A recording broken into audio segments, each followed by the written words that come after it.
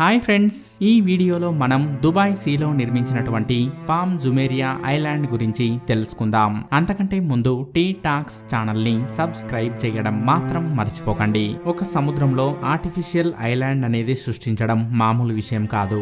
ముందుగా ఈ ఐడియా గురించి దుబాయ్ కింగ్ ఇంజనీర్స్ కి చెప్పగానే ఇంజనీర్స్ కూడా ఆశ్చర్యపోయారు. కానీ ఒకవేళ ఇది చేసి నిరూపించినట్లయితే ప్రపంచ వ్యాప్తంగా కూడా మంచి పేరుని సంపాదించుకోవచ్చు.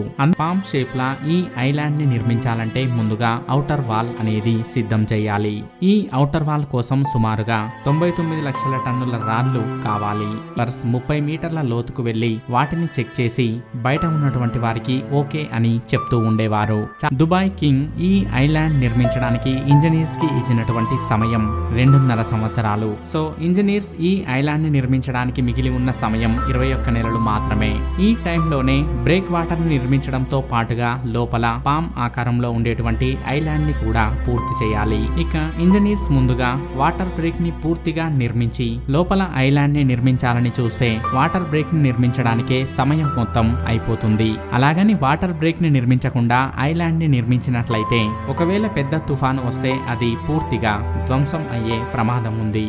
ఇక ఈ 2 నెలల సమయంలోనే ఇంజనీర్స్ కి సంబంధించినటువంటి టీం పామ్ ఐలాండ్ కి సంబంధించినటువంటి ప్లాన్ లో ఎన్నో మార్పులు చేయాల్సి ఉంటుంది. ఛాలెంజ్ నెంబర్ 2, పామ్ ఐలాండ్ ని పూర్తిగా తయారు చేయడానికి 9,40,00,000 క్యూబిక్ మీటర్ల మట్టి అనేది కావాలి. మరి ఇంత పెద్ద మొత్తంలో మట్టిని ఎక్కడి నుండి తీసుకురావాలి? అందుకే ఇంజనీర్స్ కి నీటిలో కలవనటువంటి మట్టి కావాలి. దీనిపైనే రీసెర్చ్ చేయగా తెలిసిందేంటంటే దీనికి కావలసినటువంటి మట్టి అనేది సముద్రపు అడుగులో లభిస్తుందని. కాబట్టి ఇంజనీర్స్ కి ఇది ఒక పెద్ద సవాల్ గా మారింది. ఇలా డ్రోజర్స్ తో మట్టి పోస్తున్నప్పుడే ఇంజనీర్స్ కి కావలసినటువంటి షేప్ అనేది వస్తుందా లేదా అనేది మరొక సవాల్ గా మారింది. బయట ఉన్నటువంటి నీరు లోపలికి రాకపోవడంతో లోపల ఉన్నటువంటి నీరు కలర్ మారి స్మెల్ రావడం మొదలైంది. ఇప్పుడే దీనికి సంబంధించినటువంటి సొల్యూషన్ వెతకనట్లయితే ఫ్యూచర్ లో ఇది మరింత ఇబ్బందికరంగా మారవచ్చు.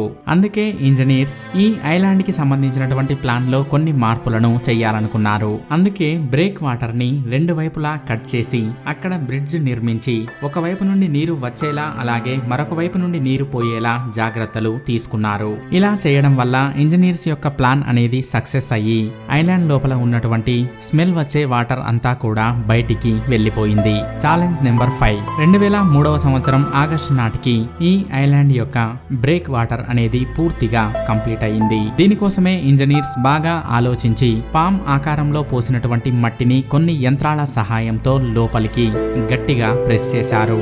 దీనికోసమే ఇంజనీర్స్ అతిపెద్ద హైడ్రాలిక్ డ్రిల్స్ ని ఉపయోగించారు. ఈ ఐలాండ్ ని పూర్తిగా గట్టిపడేలా చేశారు.